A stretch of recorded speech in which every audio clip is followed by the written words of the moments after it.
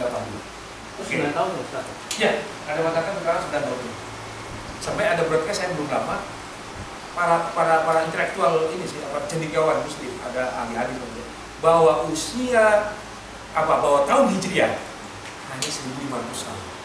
Nah, sekarang sudah 1438. Berarti kalau 1500 tidak berapa tahun? 2. Wallahu a'lam bishawab itu. Ya, itu analisa saya. Itu kan dikasih tahu Muhammad di dalam hadis. Ya, tinggal hadis kan dicek ya benar itu. Kan ada hadis sahih, ada hasan, ada dhaif, ada maudhu. Maudhu itu kan palsu. Dhaif itu lemah. Apa ini hadis sahih, mutawatir? Tinggal itu saja. Ujungnya wallahu a'lam bishawab. Karena hanya Allah yang tahu hari kiamat terjadi. Hanya Allah. Sekarang tanda-tanda akhir zamannya. Ini kan ininya, periodenya. Tanda akhir zaman itu pertama, orang beriman itu, orang Islam itu bagaikan makanan diperebutkan oleh umat lain. Entah itu negaranya kaya minyak, seperti Irak. Irak kan diisukan punya senjata biologis, tapi sampai sekarang, sampai pendadak Inggris yang mendukung Amerika dicerca oleh masyarakat ya sekarang. Karena sebenarnya dia mendukung yang Amerika yang salah sekali, tidak ada. Sebenarnya tujuan mereka sudah jelas sekali, menjual senjata, satu lagi menguasai kilang-kilang minyak. Karena Amerika kalau nggak jual senjata, senjata adalah perdagangan Amerika yang sangat menguntungkan untuk misalnya APBN-nya. Kalau nggak jual senjata bisa sengsara. Makanya harus diciptakan perang. Kira perlu perang aja lah pokoknya. Negara mana yang harus jadi sasaran? Yang paling empuk negara Islam. Karena negara Islam itu banyak kekayaannya. Minyak itu butuh apa ya? Irak, Iran, Yordan, Yaman, Arab Saudi. Arab Saudi itu ada satu kilang minyak.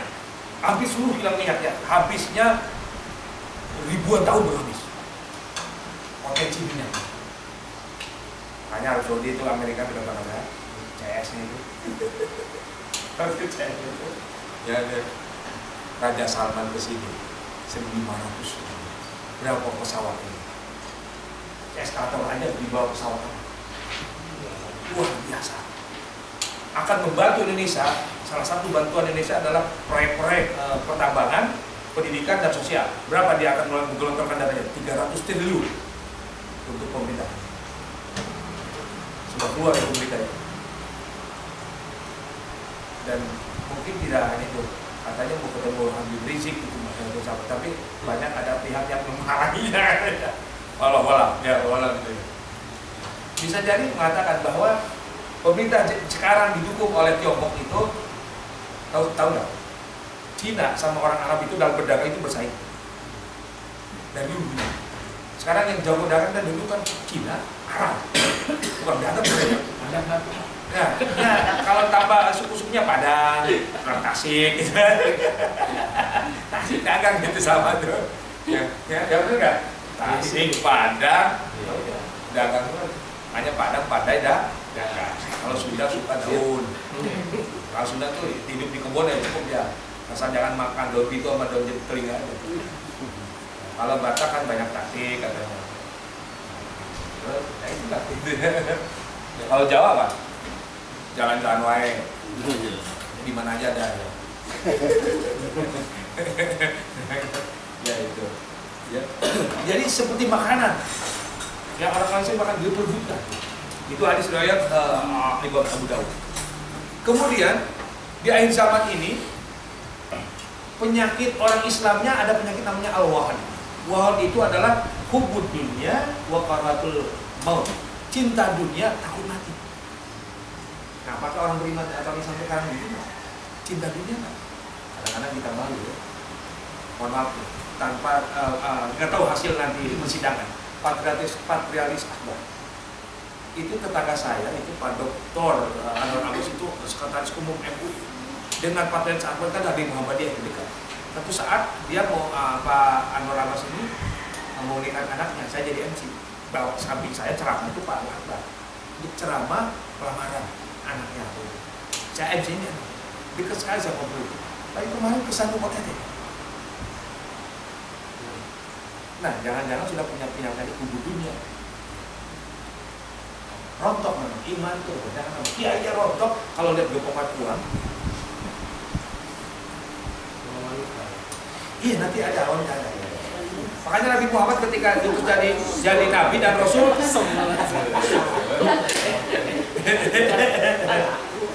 Nabi Muhammad itu ketika membawa ajaran agama baru, agama Islam itu ditawari oleh tokoh-tokoh Quraisy. Kayak Abu Jahal, Abu Sufyan, sama Abu Gosok ditawari. Abu Sufyan. 3 tak ditawari, tahta, harta, wanita. 3 tak ditawari. Pertama tahta, mau posisi tertinggi di Mekah, silakan Nabi Muhammad. Saya kasih, kata Abu Jahal pula. Mau harta yang berlimpah, saya kasih. Mau perempuan tercantik di seantero Jazirah Arab, saya kasih. Tapi hentikan ajaran agama. Apa kata Nabi Muhammad? Ini yang ngomong kan sebenarnya mulai Abu Thalib pamannya. Andai kata matahari di tangan kanan, bulan dan kiri tidak, aku tidak akan pernah menghentikan dakwah agama. Kasih tahu Jahal. Saya tidak takut. Saya takut kepada Allah subhanahu. Udah kayak Habib ya. Nah itu. Nah sekarang sekelompok umat Islam itu mudah sekali diiming-iming uang, jabatan, bantuan, sehingga komitmen membela agama itu sudah nomor sekian. Itu ya, itu hubud dunia. Oke, padahal tujuan hidup kita itu jelas sekali, hanya untuk Allah, bukan untuk dunia. Surat 6, Quran surat 6 ayat 162. Itu tujuan hidup kita diarahkan oleh Quran. Dan surat 51 ayat 56. Nah, ini Al-Quran sudah menggariskan konsep hidup kita, apa tujuan hidup kita. Coba surat 6 ayat 102. Katakanlah Muhammad, sesungguhnya sholatku, ibadahku, hidupku dan matiku hanyalah untuk Allah dengan seluruh alam. Nah, inna sholati wa nusuki wa mahyaya bukan untuk dunia kita. Dunia itu penting, tapi bukan utama. Dunia itu penting untuk sarana hidup kita, dan kita harus kaya. Kalau nggak kaya, nggak mungkin kita bersedekah, berzakat, pergi haji, umroh, menolong orang. Wajib. Nabi Muhammad ketika menikah miliarder. Nabi Muhammad tuh pernah jadi miliarder, setengah miliarder, ujungnya miskin. Artinya disitu diserahkan seluruh orangnya sebelum meninggal itu untuk fisabilillah misalnya. Ya. Jadi itulah lillahi rabbil alamin. Itu. Kemudian surat 51 di mana? Untuk menyembah Allah, hanya untuk Allah. Wa ma khalaqtul jinna wal insa illa liya'budun, itu ayat.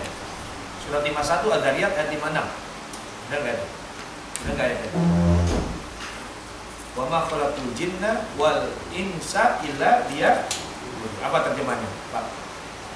Aku tidak menciptakan jin dan manusia melainkan agar beribadah. Tujuan kita beribadah, mengabdi kepada Allah. Illa liya'budun. Itu bukan hukum dunia. Kita dunia boleh, tapi jangan berlebihan. Karena juga harus di dunia hasanah, wa fil akhirati hasanah. Dunia senang, akhirat juga senang. Itu tujuannya. Itu makanya doa sapu jagat itu. Andai kata orang yang pergi haji nggak bisa bacaan yang lain, cukup rombaan hati, udah sah haji. Misalkan tawaf, rombaan hatinya lagi, sa'i, lagi udah sah. Yang penting gerakan. Rombana atina fid dunya hasanah wa fil akhirati. Jadi itu yang kedua. Jadi penyakit al-wahan itu tanda akhir zaman. Yang ketiga, Islam hanya namanya saja, di KTP saja, tidak melaksanakan ajarannya. Masjid dibangun mewah, tapi nggak ada isinya. Itu tanda akhir zaman. Hadis riwayat Baihaqi. Ya. Terus ulama banyak yang jelek peranannya. Ulama ini banyak yang jelek tadi gampang disogok. Nah, sekarang udah ada nggak ulama lagi? Berarti kalau udah akhir zaman. Ya, terus masih banyak kan bagus-bagus, tapi isinya kosong nggak? Kalau kosong udah akhir zaman nih. Akhir zaman. Terus Islam, banyak orang Islam tuh hanya KTP-nya saja, banyak kan sekarang tidak melaksanakan sholatnya gitu. Nah, itu tanda yang ketiga. Yang keempat, orang tidak lagi peduli halal dan haram. Itu hadis riwayat Bukhari. Tidak peduli halal atau haram. Katanya gini, yang halal yang haram udah susah bagi halal. Salah mohon ya. Tidak perlu lagi mana ini haram halal ya udah ajar aja. Itu yang keempat. Yang kelima, seorang ayah lebih baik mendidik anjing daripada mendidik anaknya. Karena banyak anak durhaka. Kalau anjing nggak menurut gitu. Itu hadis riwayat Hakim dan Tabrani. Jadi banyak anak durhaka sehingga orang itu lebih baik mendidik binatang daripada anaknya sendiri. Kemudian sudah tidak ada kasih sayang, tidak ada hormat anak pada orang tua. Dan banyak anak-anak hasil perzinahan. Itu sudah mulai akhir fitnah yang sama. Itu yang kelima. Yang keenam, munculnya para pemimpin yang bodoh dan zalim, yang aniaya kepada rakyat, mementingkan kepentingan partai dan dirinya sendiri. Membela yang bayar, bukan membela yang benar. Membela yang bayar. Itu yang ke-6. Yang ke-7, merajalela perzinahan, minuman arak, narkoba. Jumlah perempuan lebih banyak dari jumlah laki-laki. Bandingannya 50 banding 1. 50 perempuan, 1 laki-laki. Makanya di akhir zaman tuh laki-laki laku keras. Makanya kalau pengen laku keras, hidup di akhir zaman. 50 banding 1. Jadi perempuan benar-benar ngejar dulu. Ya direbutin 1. Walaupun kualitas laki-laki ini kurang tampan, direbutin tuh. Kualitasnya. Ya. Kemudian yang 8, munculnya para pendusta. Jadi pendusta dibenarkan, yang benar didusahkan. Yang benar dilenyapkan, yang dusta dibela.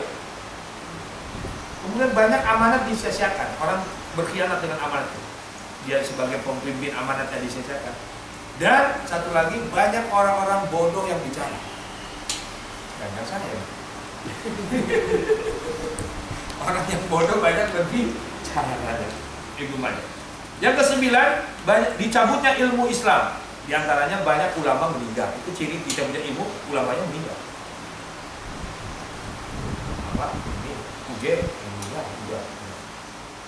Kemudian banyak bencana dan kekacauan, gempa bumi, gunung meletus, banjir, tanah longsor, dan kekacauan. Banyak orang kikir dan banyak pembunuhan. Al-Haraj, Al-Haraj itu pembunuhan. Hadis riwayat Muslim hadisnya ini. Itu yang ke-9. Yang ke-10, kaum muslimin tidak peduli kepada imannya, ajarannya. Sibuk dengan urusan dunia tadi, hubung dunia. Sehingga musuh-musuh Islam tidak takut, bahkan melecehkan orang-orang Islam. Nah, sekarang banyak orang-orang muslim banyak melecehkan orang Islam, merendahkan kaum muslim. Itu ya, ciri tanda zaman yang ke-10. Yang ke-11, orang beriman itu pagi beriman, sorenya kafir, atau sore beriman, paginya kafir. Artinya kafir ini sore pagi dia sholat, mungkin sore nggak sholat. Salah satu tanda beriman kan antara menegakkan sholat atau tidak. Nah, apakah ini sudah terjadi? Karena kalau ini terjadi, kita buka surat 4 ayat 173. Surat 4 ayat 137. Ini harus kita renungkan ya, surat 4 ayat 1.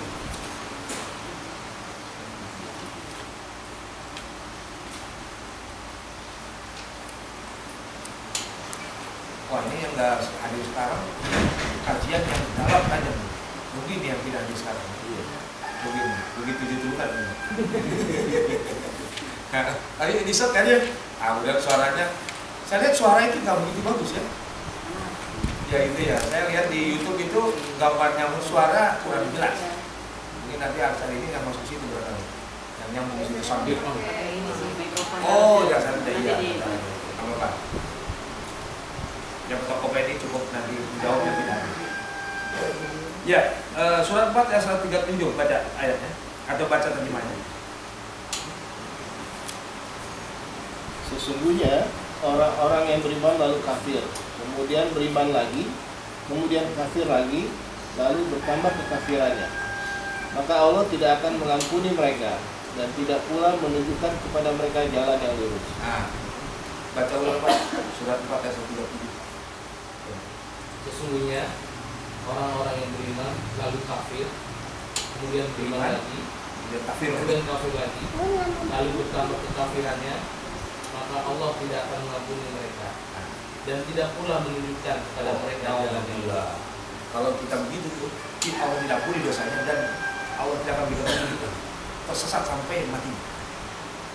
Jadi sebenarnya orang yang beriman, dia sudah muslim, kemudian dia kafir, kemudian beriman lagi. Ini kan meledek agama atau ya, melecehkan, mempermainkan. Kemudian kafir lagi.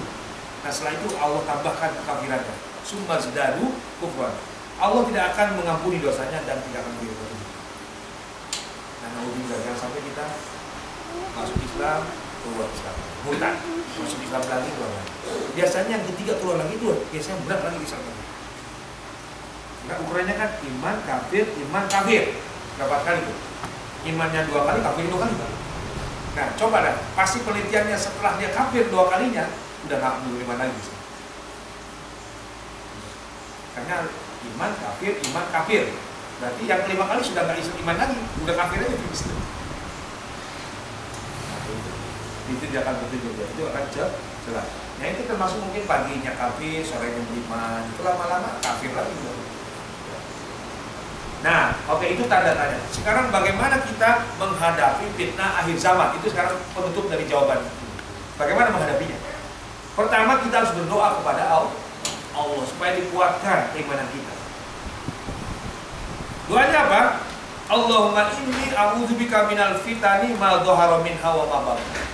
Ya Allah, aku berlindung kepada dari fitnah zahir dan fitnah batin. Allahumma, sama-sama. Allahumma inni a'udzubika minal fitani ma dhahara minha wa ma batin. Itu doanya. Kamu tulis Pak? Ya ini boleh tulis. Jadi ini bagaimana menghadapi fitnah akhir zaman. Satu, berdoa. Apa doanya? Diantaranya Allahumma inni a'udzubika minal fitani. Fitani atau fatini juga boleh. Fatini, katanya jangan nama anak fatin ya. Itu banyak bencana sisa akhir. Minal fitani ma dhahara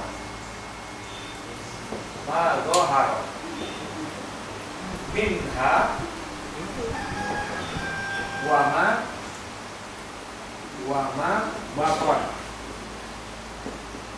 batona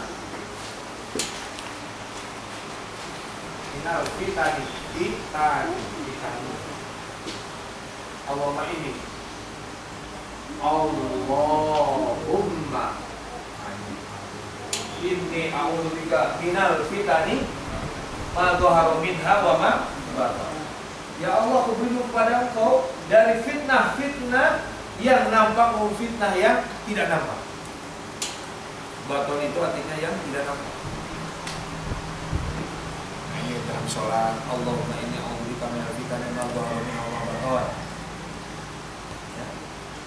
Lihat, atau di akhir sholat kita setelah fil alamin yang itu ada doa yang diperintahkan Rasul. Allahumma inni a'udzubika minal ajzi wal kasali. Allahumma inni a'udzubika min fitnatil mahya wal mamat wa min fitnatil masihid dajjal. Itu baru assalamualaikum warahmatullahi wabarakatuh. Kan kita kadang-kadang fil alamin innaka hamidum majid cukup selesai. Kalau ada dua doa lagi di situ dalam disunahkan oleh Rasul. Yang pertama, Allahumma inni dzulumtu nafsi dzulman katsiran wa la yaghfiru dzunuba illa anta fadli min indik warhamni innaka antal ghafurur rahim. Yang kedua, Allahumma inni a'udzubika minal fitnatil mahya wal mamat wa min fitnatil masiihid dajjal. Yang pertama adalah berdoa. Yang kedua menjaga tauhid. Menjaga tauhid. Tauhid dan menjauhi syirik. Menjauhi syirik. Nah, ini menjaga tauhid. Jangan mencampur adukan keimanan kita dengan kesyirikan, dengan kekufuran. Buka surat 6. Quran surat 6 ayat 82. Ini bagaimana menghadapi fitnah akhir zaman. Ya, belum datang berarti tadi film-film tadi nggak tahu. Ya, film tadi ya, tentang apa arti makna fitnah, apa makna zaman, apa itu tanda-tanda akhir zaman. Sekarang bagaimana menghadapi fitnah akhir zaman? Pertama dengan berdoa, yang kedua menjaga tauhid dan menjauhi syirik atau musyrik. Baca surat 6 ayat 82. Ayo. Orang-orang yang beriman dan tidak mencampur adukan iman mereka dengan syirik, mereka itulah orang-orang yang mendapat rasa aman dan mereka mendapat petunjuk. Jadi kalau iman kita ingin nyaman, aman, tenang, dan selalu mendapat petunjuk Allah, jangan mencampur adukan iman kita dengan kesyirikan. Sesungguhnya orang-orang yang beriman dan tidak mencampur adukan keimanan mereka bizulmin, dengan kesyirikan, dengan kekufuran, ulaika lahumul amn, mereka lah orang yang nyaman imannya, tenang imannya, tentram imannya. Wa hum muhtadun, dan mereka selalu mendapat petunjuk Allah, artinya dijauhkan dari kekufuran, kesyirikan. Terjaga tauhidnya kepada Allah. Yang ketiga, memperbanyak amal soleh. Memperbanyak amal soleh itu menjaga fitnah zaman. Memperbanyak amal soleh. Ya.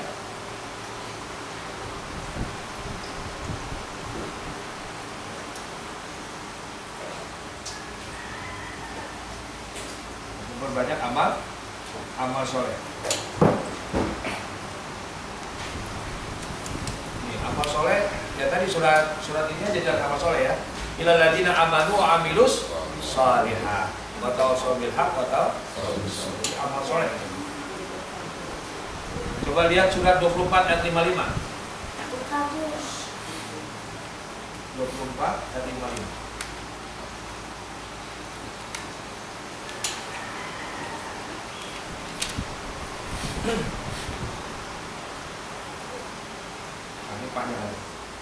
Allah telah menjadikan pada orang-orang di antara kamu yang beriman dan yang mengerjakan kebajikan bahwa Dia sungguh akan menjadikan mereka berkuasa di bumi sebagaimana Dia telah menjadikan orang-orang sebelum mereka berkuasa, dan sungguh Dia akan menumbuhkan bagi mereka dengan agama yang telah Dia ridhoi, dan Dia benar-benar mengubah keadaan mereka telah berada dalam ketakutan menjadi aman sentosa. Mereka tetap menyembahku dengan tidak mempersekutukanku dengan sesuatu pun. Tetapi barang siapa tetap kafir setelah janji itu, maka mereka itulah orang-orang yang fasik. Ini katanya konon itu tadi khilafah kedua tadi. Jadi pada suatu saat nanti Allah akan berjanji akan menumbuhkan orang beriman dan amal soleh itu menjadi pemimpin dunia. Itu tadi 9 tahun tadi itu. Ya, berkuasa di bumi sebagaimana Dia telah menjadikan orang-orang sebelumnya seperti dinasti Abbasiyah, Umayyah, Abdullah Rasidin gitu ya. Itu ya. Dan mereka tetap dalam imannya setelah ketakutan itu zaman sebelumnya tadi, Jababirot tadi. Sebelumnya takut, bencana dan lain, khawatir imannya rontok dan lain-lain ya. Nah, mereka tetap menyembah Allah. Nah, jadi iman dan amal soleh. Orang beriman dan masyarakat akan dikukuhkan menjadi pemimpin.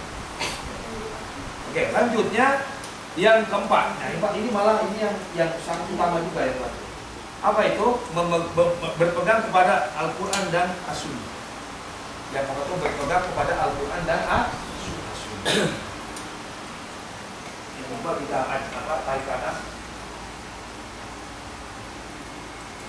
Ini berpegang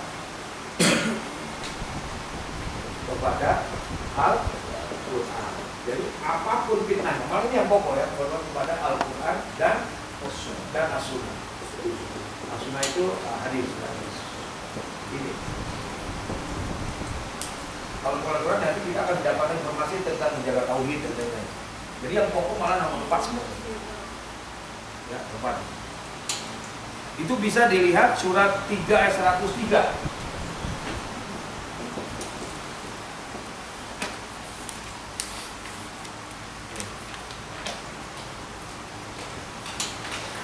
Nah, itu. Surat 3 103.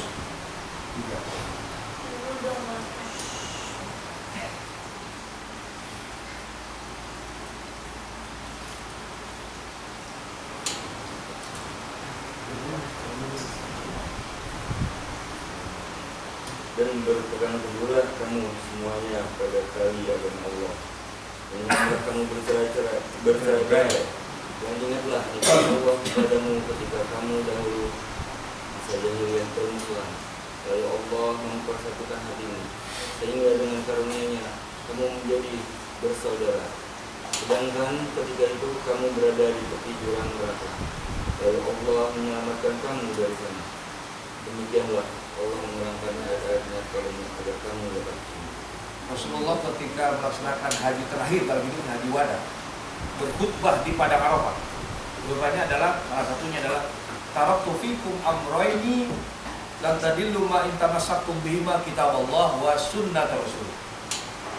Aku tinggalkan 2 pusaka. Ketika aku tidak tiada, kamu harus berpegang teguh pada 2 pusaka ini yang tidak akan menyesatkanmu selamanya. Apa itu? Al-Quran dan As-Sunnah. Walaupun akhir zaman berubah zaman ini, kalau kita pada 2 hal ini, Al-Quran Sunnah, kita akan selamat. Selamat dunia dan akhirat. Makanya di sini berpegang teguhlah kepada tali agama Allah. Apa itu? Al-Quran dan As-Sunnah. Janganlah bercerai, wa tafarraqu, jangan bercerai. Ya. Nikmat persatuan. Oke, nomor kelima banyak istighfar dan bertaubat. Banyak istighfar dan bertaubat. Menghadapi akhir zaman, di akhir zaman itu banyak istighfar gitu. Astagfirullahaladzim dan banyak bertaubat. Buka surat 110. Surat pendek ini. Surat An-Nasr. Ayat 1 sampai akhir. An-Nasr.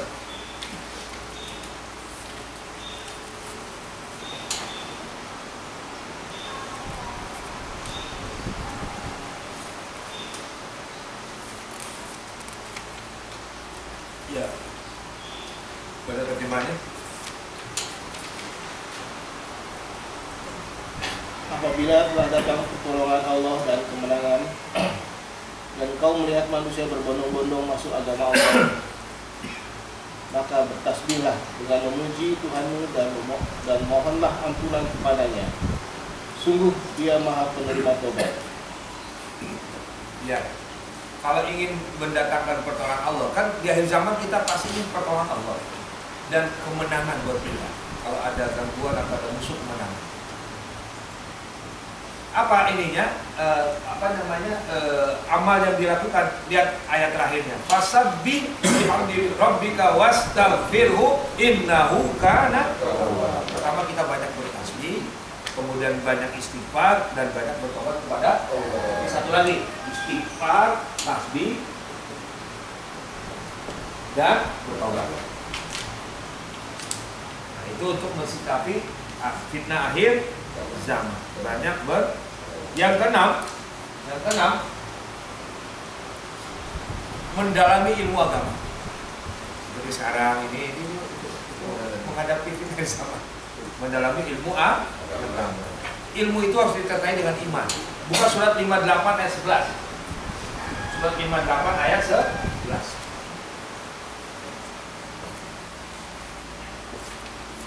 Mendalami ilmu agama.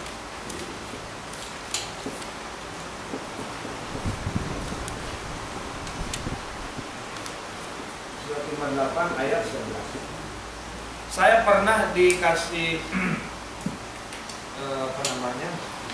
saya pernah bertanya kepada orang lain, mungkin di sini juga boleh jawab. Surat apa yang setiap ayatnya ada lafaz Allahnya di setiap ayatnya? Surat apa yang setiap ayat Allah itu selalu ada? Ini dia suratnya, surat 58. Bandingkan dengan ayat surat yang lain, tidak ada satu pun surat yang setiap ayatnya ada lafaz Allah, kecuali surat Al-Mujadilah ini. Dicek boleh. Gampang ceknya, awal, tengah, akhir aja dulu. Ini pasti ada Allahnya. Ada yang satu, ada yang tiga, ada yang dua. Surat ini. Di surat yang lain nggak ada. Itu kemujizatan Allah SWT. Atau Mujadilah itu artinya apa? Berdebat, berselisih.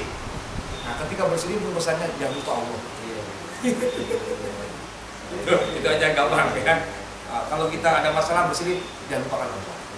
Jadi minta pertolongan kepada Allah. Allahus Shomad. Mungkin salah satu pesannya Allah alam bishawab. Hanya Allah yang tahu. Ya, terjemahkan. Ayat 11.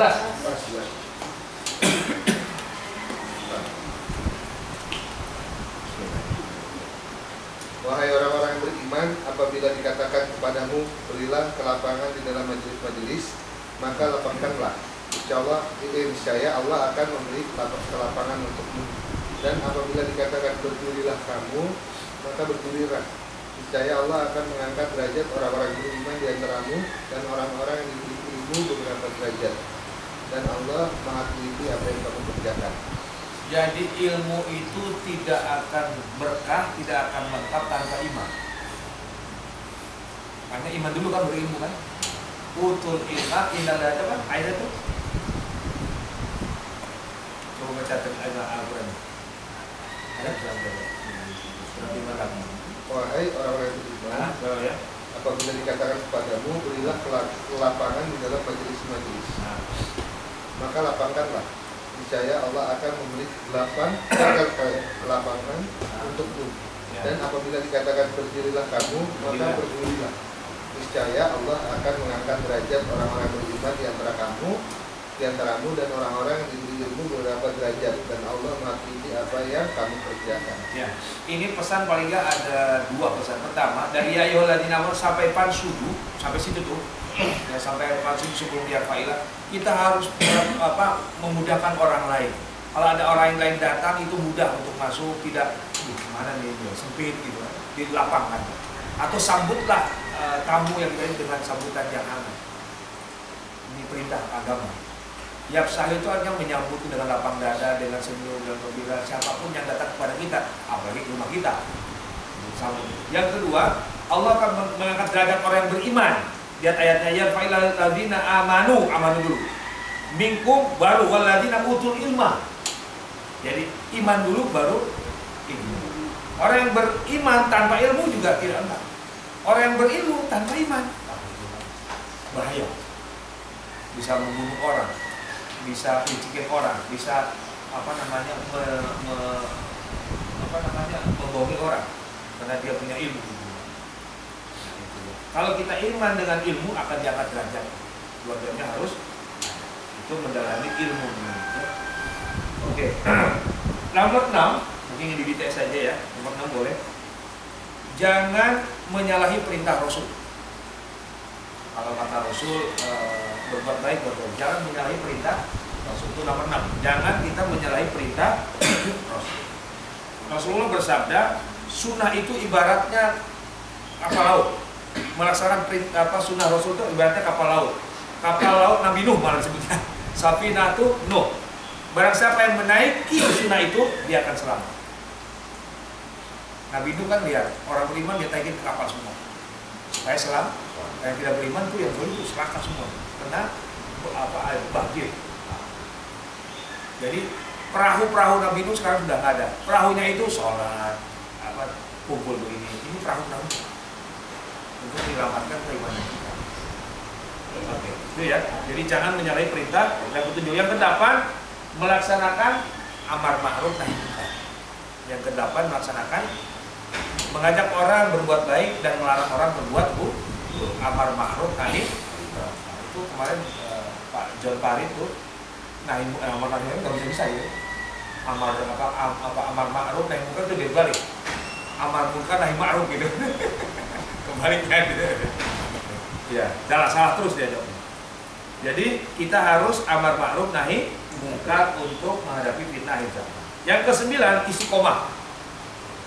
Istiqomah itu dalam keimanan dan amal soleh. Seperti kita ngaji terus, sholat terus, berjamaah terus, itu istiqomah namanya. Istiqomah itu tetap dalam keimanan dan amal soleh.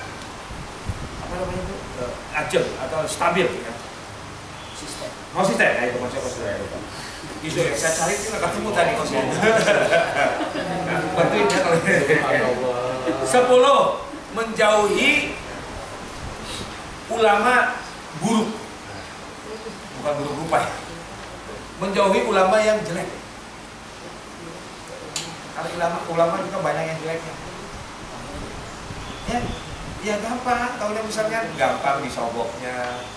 Kalau ngomong itu berbeda dengan yang lain, tapi dia benar-benar ya ada kepentingan dengan pihak lain yang tidak membela agamanya, itu bisa. Yang keluar kadang-kadang kesini dia ngomong gini, kesini ngomong gini, kan beda. Bersilat lidah tuh. Nah, itu ulama su', ulama yang buruk. Kemudian yang ke-11 ya, tidak putus asa dari rahmat Allah atau dari pertolongan. Tidak putus asa dari rahmat. Boleh bukalah surat 12 ayat 87. Itu tidak boleh putus. Surat 12 ayat 87. Ini tidak putus asa dari rahmat Allah. Surat 12 ayat 87. Satu lagi surat 39 ayat 53. Ya. Silakan.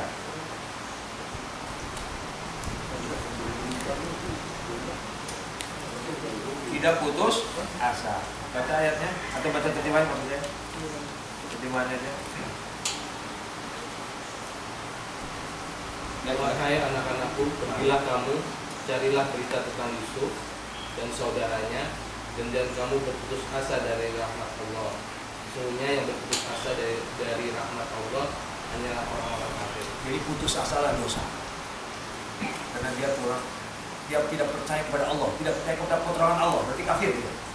Kafir itu tidak percaya kepada. Ini kan cerita Nabi Yakub nyuruh saudara Nabi Yusuf yang 11 orang itu untuk mencari Yusuf. Karena diyakini Yusuf masih hidup. Ini kan usaha upaya ikhtiar. Pesannya kepada kita, kalau dalam usaha pekerjaan dan lain-lain, jangan putus asa. Selama kita masih ada hayat di kandungan badan, hidup, jangan putus asa. Masih ada ruhnya, masih hidup, tidak ada persoalan yang tidak bisa diselesaikan. Kecuali sudah mati, udah ada lagi. Makanya ini ayat supaya jangan putus asa dalam kehidupan, dalam belajar, dalam berusaha, jangan putus asa. Ya, belum dapat jodoh, putus asa, nyari pohon toge, misalnya gantung diri situ, nyari sabu-sabu, nyari baygon dari sana, bisa. Jangan bisa dalam kehidupan ini. Kita buka lagi surat 39 ayat 1.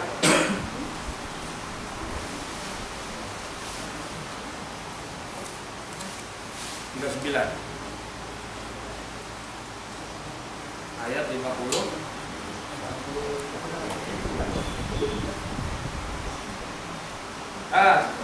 53 kan ketemu kan?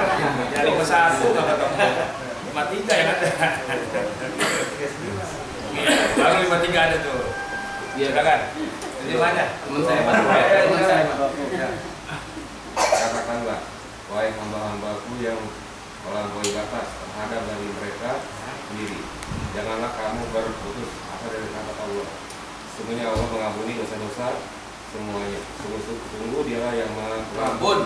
Dan ujung ayatnya, sungguhnya Allah Maha Pengampun dan Maha Nah, ini putus asa dari berbuat dosa, salah. Seabret apapun kesalahan kita, sebesar apapun dosa besar kita, jangan putus asa. Bertaubatlah kepada Allah, berbuat baik diganti yang buruk jadi baik, itu Allah menerima tobat dan menyayani. Insya Allah masuk surga. Kecuali dosa yang dibawa mati. Nah, itu. Sudah tidak ada tobat ketika nyawa sudah ada di kerongkongan, kartu maut. Sudah pintu tobatnya ditobataskan. Ini tidak putus asa dari kesalahan sebesar apa.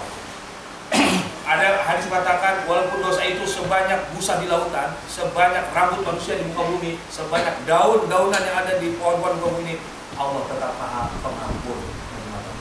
Yang penting mau bertobat. Itu nomor ke berapa tadi? 11 adalah tidak putus asa dari nomor tobat. Yang ke 12 bersabar. 12 adalah bersabar. Oke. Yang ke 13 beriman, hijrah dan jihad. Itu nomor berapa? 13. Beriman, hijrah dan jihad. Buka surah 9 ayat 20. 9 ayat 2. Menghadapi fitnah zaman kita harus tingkatkan keimanan. Kita harus hijrah. Hijrah itu artinya merubah sikap kita. Ya. Yang darinya negatif ke positif. Kemudian jihad. Jihad itu artinya totalitas. Ya, sungguh-sungguh, bukan jihad itu membom sana, membom diri teroris, bukan. Jihad itu bukan. Jadi pengantin segala macam, bukan. Ya. Surat 9 ayat 20 lihat. Pengantin mah yang di pelaminan, bukan jadi bunuh diri, bukan. Ya, lihat, bagaimana lihat. Ya, silakan baca. Orang-orang yang beriman dan berhijrah serta berjihad di jalan Allah dengan harta dan jiwa mereka adalah lebih tinggi derajatnya di sisi Allah. Mereka itulah orang-orang yang memperoleh kemenangan. Lihat ujung ayatnya, manfaatnya. Dia akan ditinggikan derajatnya, akan mendapatkan kesuksesan, kemenangan. Dengan syaratnya 3. Tingkatkan keyakinan dan iman kepada Allah, hijrah dia, perubahan ke arah positif, dan total ketika berubah maksimal. Orang yang hijrah itu pasti ini, orang hijrah dari kampungnya ke Jakarta itu kan ada perjuangan hidup di sini. Maksimal. Kalau orang Padang katanya 12 tahun udah suruh hijrah ke Jawa. 12 tahun. Cari hidupnya sendiri, enggak mandiri. Ya, itulah hijrah. Kalau nggak Nabi Muhammad aja dari Mekah ke Madinah hijrah, Islam tersebar. Kalau di Mekah saja mungkin nggak begitu. Berapa tahun cuma dapat 8 atau 5 orang yang memeluk Khadijah, Ali, Abu Bakar, jadi gitu. Tapi ketika hijrah ke Madinah banyak, satu kampung satu besar semua. Itu suku Aus dan Khazraj itu, 2 suku itu masuk. Yang akhirnya menjadi muhajirin. Menjadi Ansor. Muhajirinnya dari Mekah. Jadi iman hijrah dan jihad untuk menghadapi fitnah. Yang ke berapa sekarang? Ke-14 tawakal kepada Allah. Berserah diri kepada Allah yang dengan bacaannya di surat 9 ayat 129.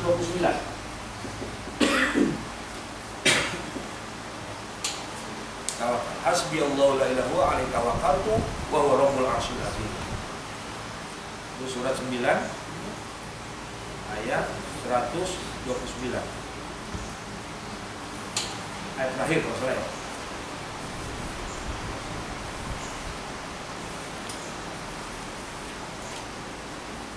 Jadi tawakal kepada Allah. Jangan baca terjemahannya.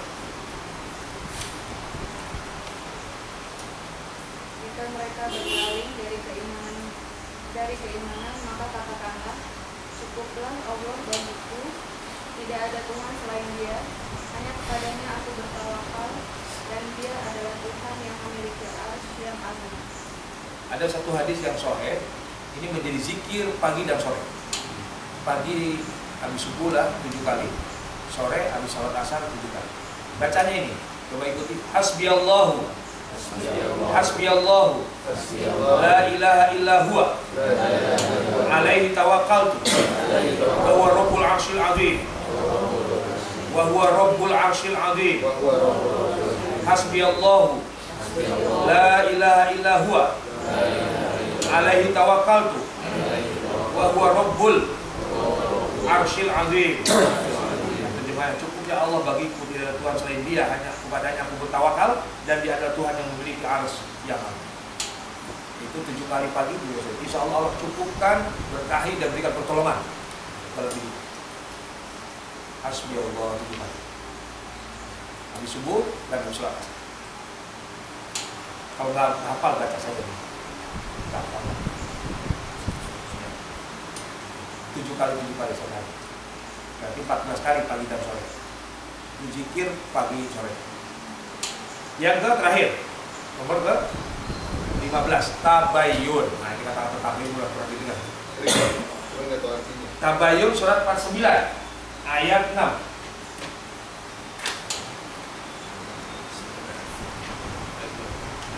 Surat 49 ayat 6. Ini tabayyun. Oh, kemarin ada tuh itu jangan dulu menyerang paslon 2, tabayyun dulu. Jangan dulu disebut menistakan agama. Apa itu tabayyun? Ini ayatnya. 49 ayat 6.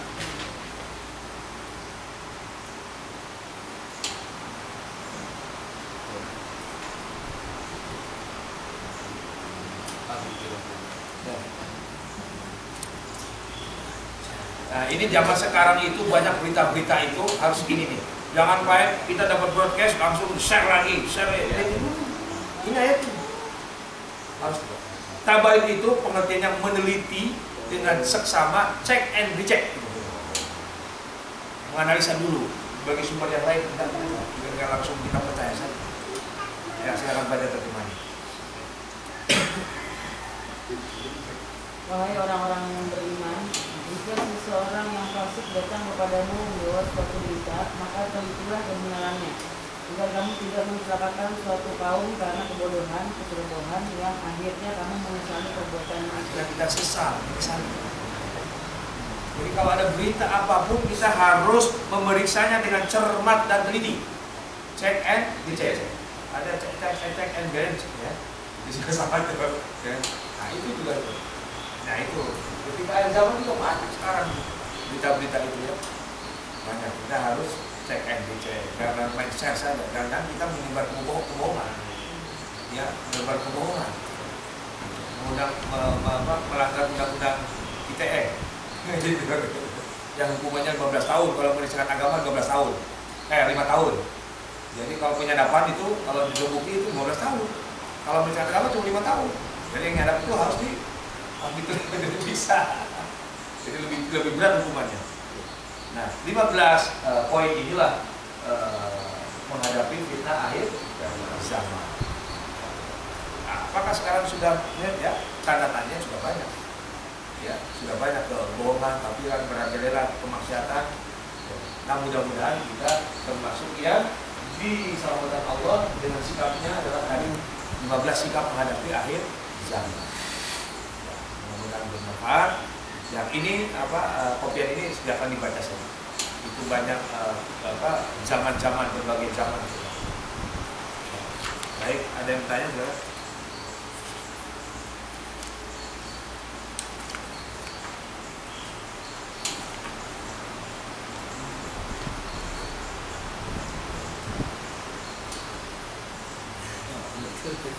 Rasulullah dan sahabatnya lebih cenderung mendukung Romawi. Itu gimana?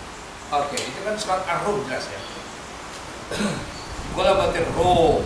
Jadi dulu ada dua kerajaan dikuasa, Romawi dan Persia. Rum itu kan Romawi.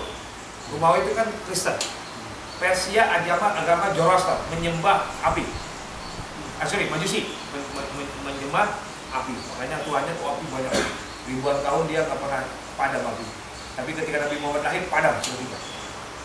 Itu salah satu kemujian Nabi Muhammad ketika lahir, itu memadamkan sembahan orang-orang Persia, kerajaan Persia yang menyembah api.